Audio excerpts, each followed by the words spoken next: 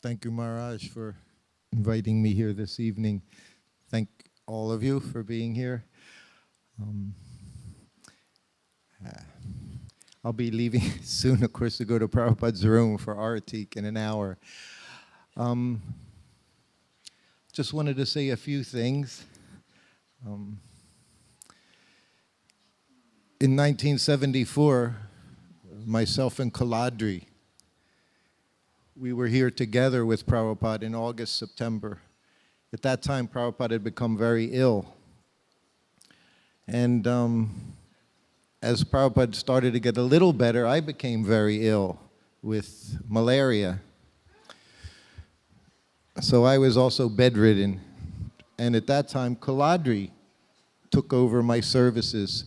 So he was massaging Srila Prabhupada each day, answering the bell, while I was just next to Prabhupada's sitting room, lying down on the floor. Then after some days, as things happened, we both started to feel, I started to feel better. And the one day, right here, Prabhupada's room, he rang his bell. So we both got up and ran in to Prabhupada's room, offered obeisances. Prabhupada looked at us. We were both 22, 23-year-old boys there in Vrindavan. But we never left Prabhupada's quarters. We never left the compound at this time for days. I mentioned this morning when I was speaking, Prabhupada told me, you stay in your room all day. So what if I need something? I said, the one day I went to Mangal Artik, he rang his bell because I was at Mangal Artik. No other day would he ring his bell 3, 4, 5 o'clock in the morning. I would just get ready for the morning walk. But that morning I went to Mangal Artik in Los Angeles, Rukmini, Dwarkadish, Bardaraj leading kirtan. And 10 minutes later, Pradyumna's, Prabhupada wants to see you. There was a mantra we had with Prabhupada. You know, we have Hare Krishna mantra, we have so many mantras. Then there was the Prabhupada wants to see you when he's really mad mantra. It's the one mantra I learned to say and actually become joyful. I'm chanting Hare Krishna, but when we would say that to each other, we would say it with such joy. Because Prabhupada's upset with you, not with me. It's a simple formula. So we'd say, Prabhupada wants to see you, and he's really mad. Then when I got up, and he said, I've been ringing this bell for hours.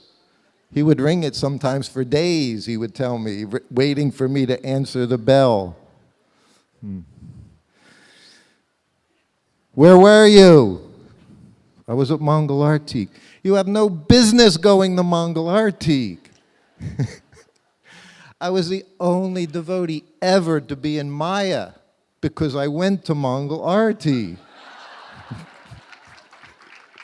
I have a very unique position in ISKCON. I was in Maya because I went to Mangal Artik.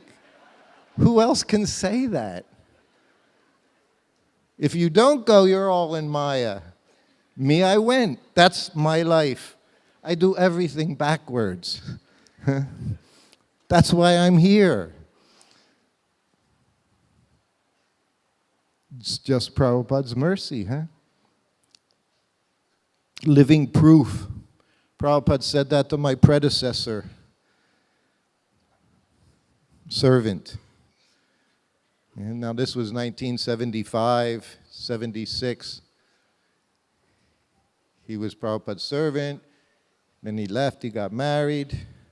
Then he came back, Prabhupada gave him sannyas. Then he fell down from sannyas. Then he's back in India doing business. Prabhupada brought him into the room, like he did so many of us. What are you doing? Oh, I'm just trying to do some business for the temple. You have no business doing business. I had no business going to Mangal Artik. We all have different things that we shouldn't be doing. He said, you have no business doing that. He said, I have an idea. He said, you come back now. Just see, everyone will think, look at this devotee, Prabhupada's servant, sannyasi, he falls down and now you're back. Prabhupada had so many ways to encourage us in Krishna consciousness. So he said, you come back. That in itself will be the most wonderful thing you can do. Just show yourself. Prabhupada's kindness. At the manor in 1973, I never finished the story. So Kuladri and I, sitting in front of Prabhupada, right here, Krishna Balaram Mandir in the sitting room, we have been working very hard. We all did, all the time. But this was particularly difficult. In a very difficult time of year, hot, 110, 120 degrees, whatever that is, 40, 45 degrees Celsius. Prabhupada's ill, you're ill. So then he looked at us. He said, so what are you boys doing? Huh? He said, you look like two Brahmin brothers. He said, you should go to the Jamuna all day. He said, and just sit at the Jamuna. He said, you've done so much. And that's what we did. We just went to the Jamuna and we slapped on nice gray clay, slapped it on us and we laid there like turtles. At that time there were turtles, in case you Prabhupada would say, be careful. You dive in, you might hit a turtle, it might bite you. Now there's no turtles, of course, but so that's what we did by Prabhupada's mercy. I was talking with Maharaj today at lunch. Prabhupada's inconceivable mercy. He tricked all of us. Maharaj, he went to New Vrindavan because it was New Vrindavan. He had to leave Vrindavan, so he figured, New Vrindavan. It's going to be just like Vrindavan. And it really is. Just like this Vrindavan. So many people come here. They may stay a few days and leave. They can't tolerate the smells, can't tolerate the bad, polluted air. We talk about Prabhupada. To recover, when Prabhupada was ill, 1967, 1970, 1974, he would say, he would come back to Vrindavan to recover. But I also see a different side. Whenever Prabhupada was ill, he would come to Vrindavan. He was going to leave in Vrindavan. So when he became ill, he came here. He didn't go to the hospital somewhere here or there. He came here. And I even told the curator in Prabhupada's rooms there, so many things. We see medicines, oils, rubs, this, that, the other thing. I said, people would think Prabhupada, all he did was take medicine. He never took medicines. His medicine was prasadam and chanting of the holy name. In those final months, they brought so many things, trying this. He would give everyone the opportunity to serve in so many ways. So we see all these things. But his pride was saying to everyone in Krishna Balaram temple in his sitting room, Shrutakirti, he cooks my lunch 45 minutes. Whole lunch, 45 minutes. Not that we spend so much time taking care of the body. 45 minutes. And I said, yes, Prabhupada. And I said, during that time, I'm giving you massage. He said, yes, massage and lunch, 45 minutes.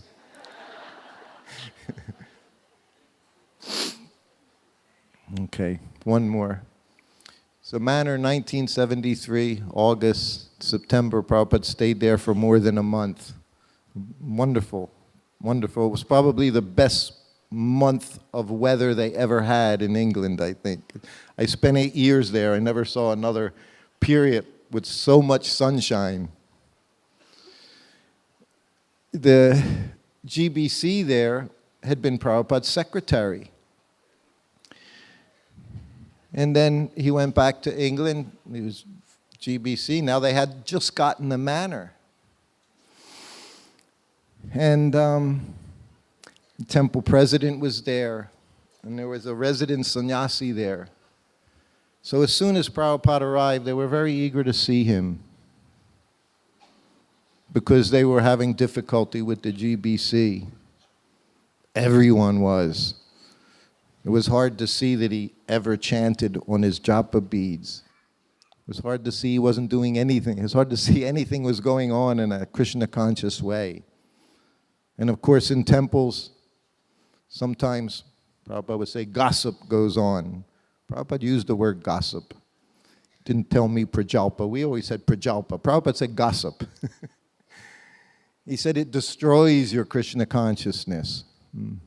He didn't say it stops it, slows it down, destroys your Krishna consciousness. Anyway, this type of gossip was going on. So when Prabhupada was there, they needed to do something. This was the GBC.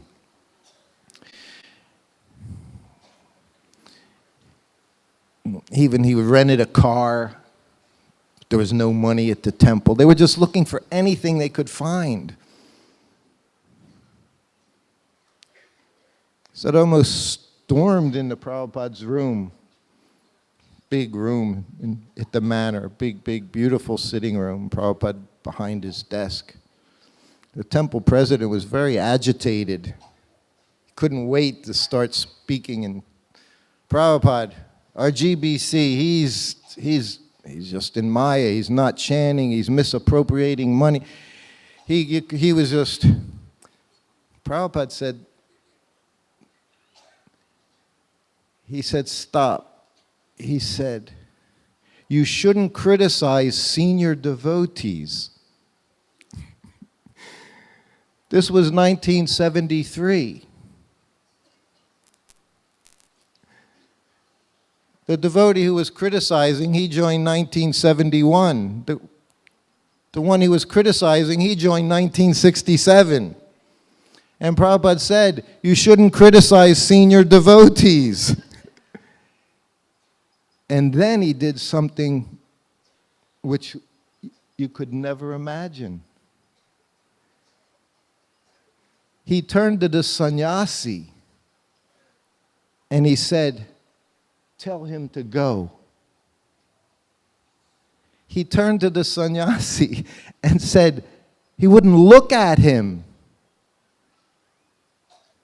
because he had criticized a devotee. Not just a devotee that opened up temples around the world. It was 1973. 6 years, this devotee had already given his entire life to Srila Prabhupada. Prabhupada couldn't look at him.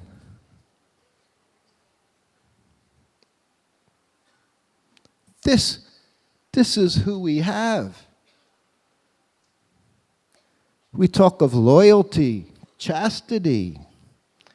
If we can develop just a small amount of loyalty to Srila Prabhupada that he holds for us. Also mentioned this there earlier today.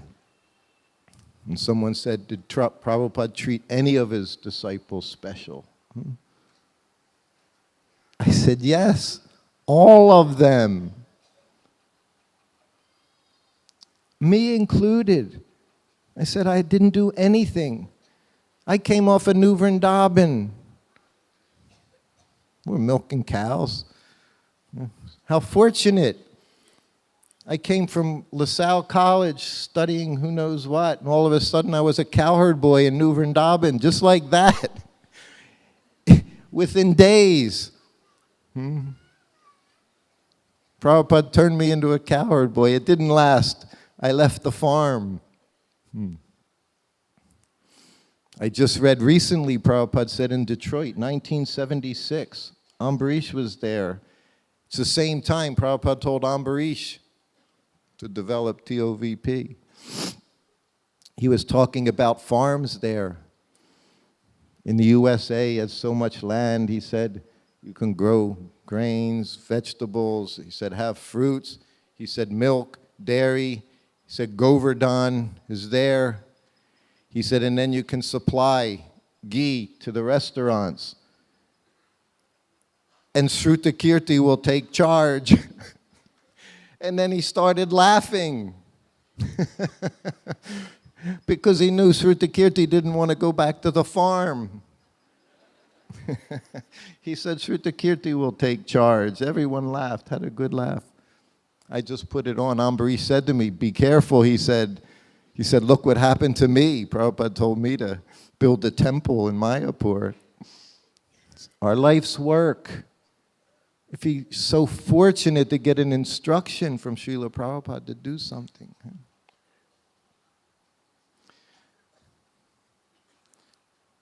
One more, Maharaj? One more little. Okay, this is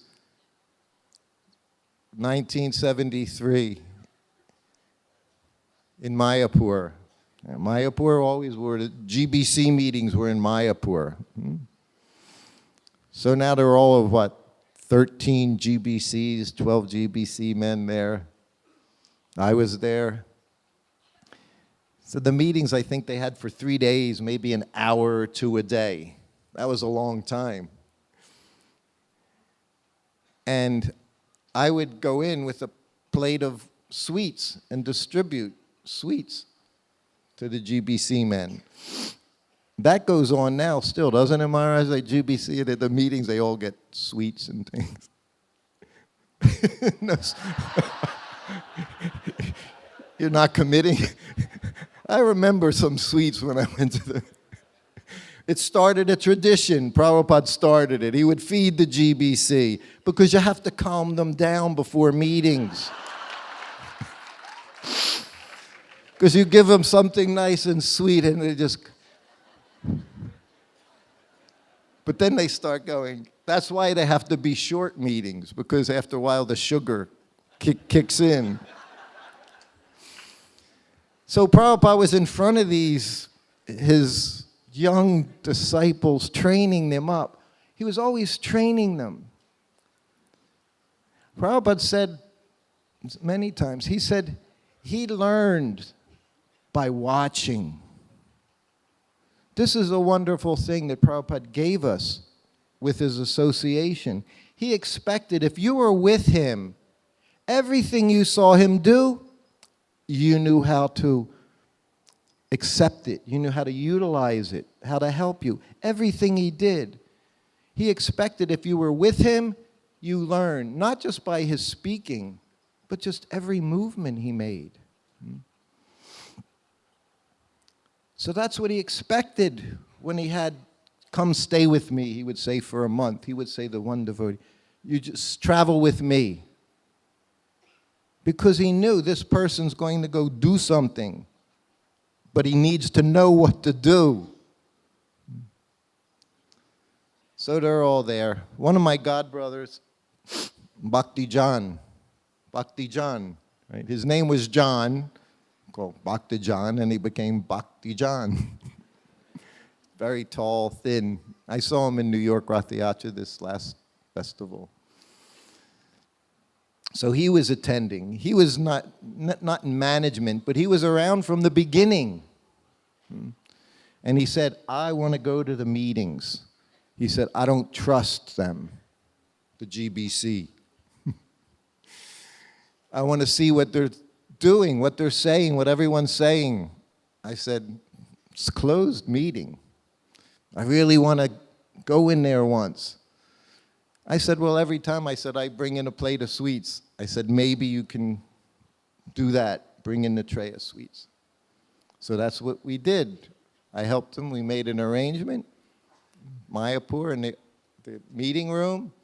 Everyone's sitting, and he's sitting there, and I go in. And it was kind of in, session was over. So they're just sitting around. But two of the members from Hawaii, they were having an argument. with each other. I say Hawaii because I lived there for some years. They have a term for people and local people. They can be very vulgar and very loud. So both of these spent much time there. One was raised there, and they're right in front of Prabhupada.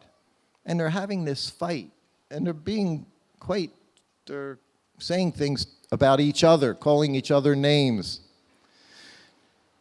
Prabhupada's sitting there, and he looks at Bhakti Jan, and he goes, he couldn't have asked for anything better. Now Prabhupada's calling him. And he comes. So Prabhupada's just sitting on a cushion, and now he's right next to him. Now everyone, remember, all the GBC bodies sitting in front of Prabhupada. And we're all watching. Watch Prabhupada, every movement. Some of them we absorb, not everything necessarily, but certain. So we're watching. So now Prabhupada's having a conversation with this devotee, not a GBC, has no business being here. These two people are fighting on the other side.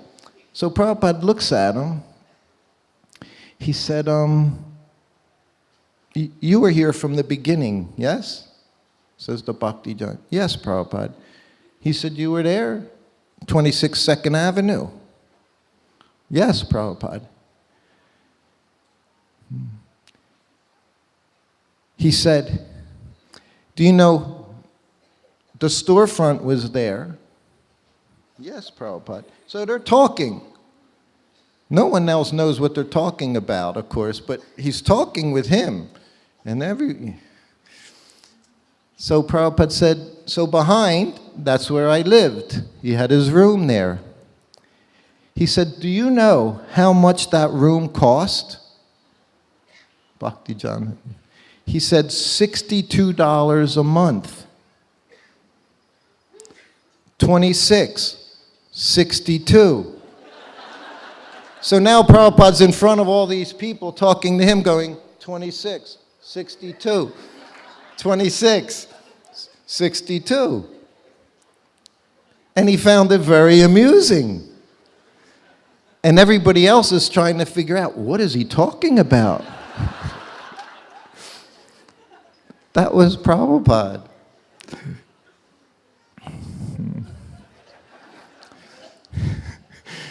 You never knew. You never knew what he was up to. You never knew why. All you knew is, I learned. He liked to make fun of us. He found us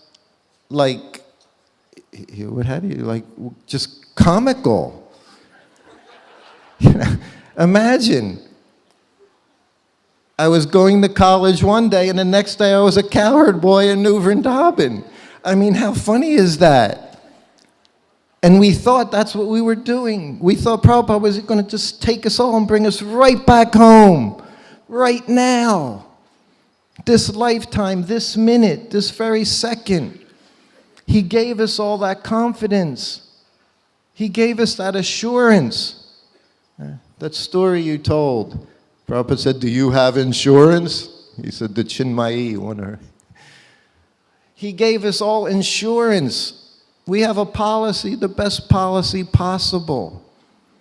All you have to do is remain loyal to Prabhupada. He'll never cast you away. He's brought you here to Vrindavan. He's brought you here to Maharaj's shelter.